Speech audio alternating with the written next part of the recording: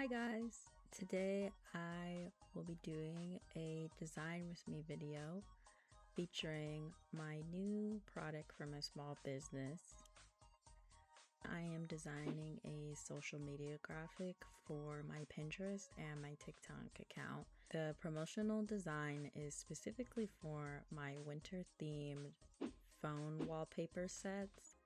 The sets currently consist of 6 winter themed wallpapers that will be on my Etsy and vgen. With this video, my goal is to help others with graphic design techniques and product marketing. I also wanted to share my design process for how I create promotional materials. And if you're interested, feel free to check out my small business. It's Love from Lexi. And again, you can find me on Etsy and vgen. So the first step in my design process is usually research/inspiration based. I tend to scroll Pinterest and create a new board of images that I'm looking for to take inspiration from in my design. For this concept, I was trying to create a graphic that would emulate a soft and cozy vibe consisting of semi-realistic elements. I don't have any illustrative skills, so I usually just utilize a lot of manipulation with images in Photoshop, as well as utilizing different blend modes. The overall graphic should have the goal of being fun. It is a lifestyle product, so I definitely wanted to incorporate some of those aspects into the graphic. And I wanted it to have like cool toned vibes as well, since it's a winter themed product. And while scrolling, I was really inspired by some accents such as phone notifications and how could I implement that into my design since it is a mobile related product. The second step in my process is to sketch out composition/layouts for my design, as well as just write some keywords that come to mind when I think of my product and the goals I want to achieve with my design. With the Pinterest images that I've pinned to my board, I like to pick out things that I like. So it could be font choice, layouts, color scheme, what is the image making me feel. I like to take aspects of the layout and rearrange them. So what if the title was on the bottom instead of the top, or the main image centered to the left or to the right? How much white space I'd like to utilize in my design. In my word vomit, you could see I started off by writing what I'd like to include in my design. So the product image of the phone, the product title, and a description to entice a purchase. I also wrote some aesthetic things that I wanted to take note of, like the semi-realism I wanted to achieve with my design, making sure to keep a winter theme. I wanted it to be cute, and I wrote some things that remind me of winter, like sweater vests, snow, etc. The color palette I chose to stick with was pink and blue due to the designs being both pink and blue, so I wanted to be able to replace the images of the mock-ups easily, and just having it be the same color scheme would make things easier. So once I started to think of semi-realism references that I had pinned to my board, that's when I started to come up with the bedding idea. So, you have your phone on your bed most likely, and maybe you have other things on your bed that you enjoy too, like trinkets. I was really inspired by Pinterest graphics I've seen of like what's in my bag, and they'll have the main piece, their bag, and the things they carry in them.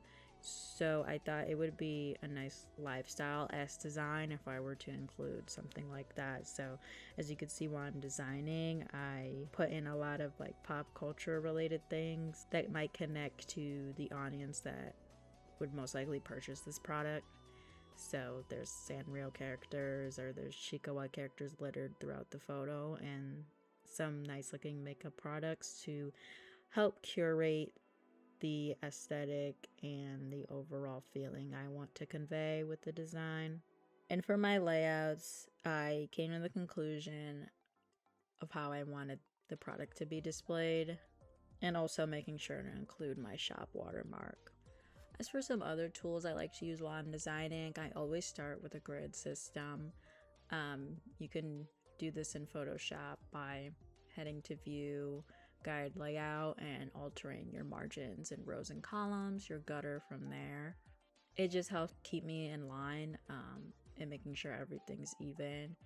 As for the images I'm using, a lot of them are pulled off FreePic or Pinterest, and I utilize the Select Subject tool to remove white backgrounds.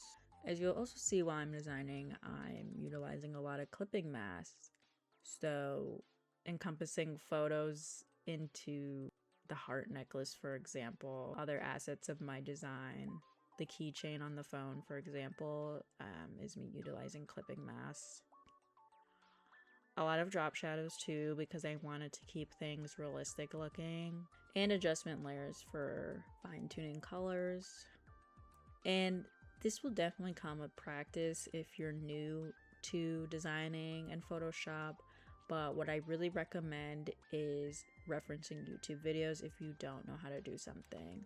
So for example, I wanted to do a glass morphism effect for the notification portion of the graphic, but I didn't exactly know how to do that, so I just searched like liquid glass effect Photoshop, and there are plenty of resources sitting here on YouTube that can help you quickly and easily, probably better than I can explain them. So after designing, I really liked how it came out. I definitely think it helps elevate the product and puts it in a context to make it seem appealing to someone that might want to buy.